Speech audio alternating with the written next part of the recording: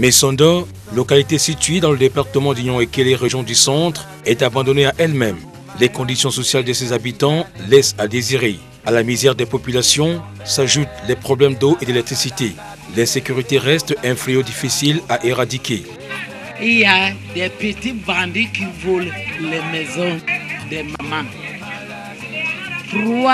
Il nous manque de quoi vivre. Ils ont trop le patrialisme. Actuellement, nous sommes en train de passer plus de 5 mois sans lumière. Ce qui m'énerve. Il n'y a pas de route. Il n'y a pas de... Les autorités qui sont sur le terrain ne font pas exactement ce que la population a besoin. Il n'y a pas d'électricité. Il n'y a pas l'eau. Pendant la saison sèche, on a souffert ici à cause du problème d'eau. Les forages séchaient. Il n'y avait pas d'eau. Les rivières aussi. Deuxièmement, on n'a pas les voies, il n'y a pas les voies de locomotion à Messondo. Surtout, lorsqu'il y a un cas grave ici, il n'y a pas un chemin le chemin de fer. Oui, il n'y a pas l'évacuation facile. Il n'y a pas de voitures pour le transport. Tout. Donc, Messondo n'évolue pas. On va de mal en pire. La paupérisation observée à Messondo suscite la pitié.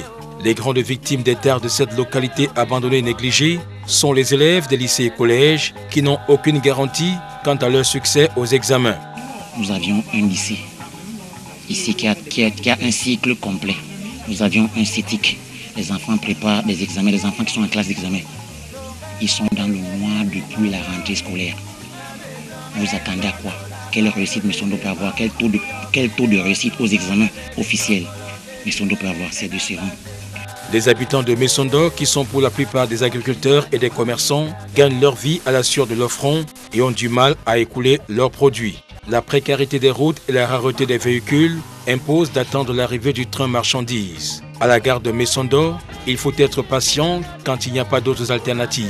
Vous attendez un train à 9h, 10h, vous vous retrouvez avec ce même train ici à 17, 18h, des fois même autour de 22h.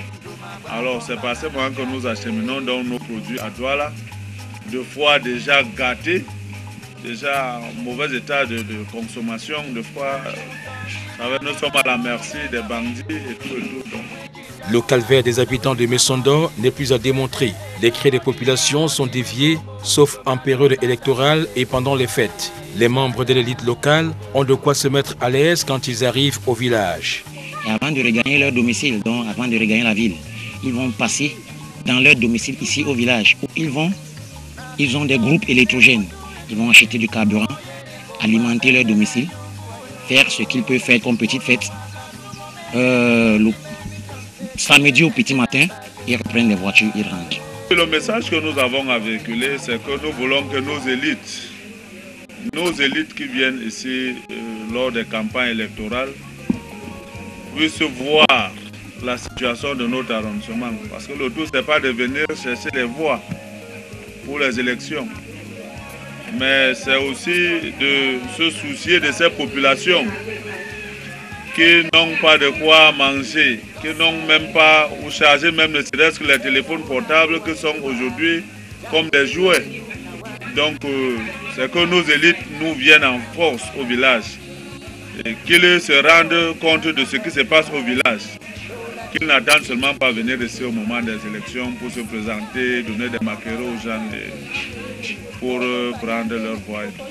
En attendant la réaction de l'élite locale, des groupes organisés tentent de trouver des solutions aux difficultés de l'heure. Les jeunes ont les problèmes de presque tous les jeunes du Cameroun, problème de chômage, problème de pauvreté, problème d'oisivité, problème d'exode rural. Et il y a un peu la difficulté à trouver un emploi. Et pour donc résoudre ce problème, surtout à notre niveau à Messondo, et on a essayé de créer cette coopérative qui promeut la culture de cacao. Puis on donne à chaque jeune 1 hectare de cacao chaque année.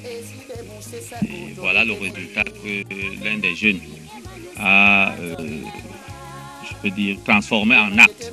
À Messondo, on tire le diable par la queue pour tenter de vaincre la misère.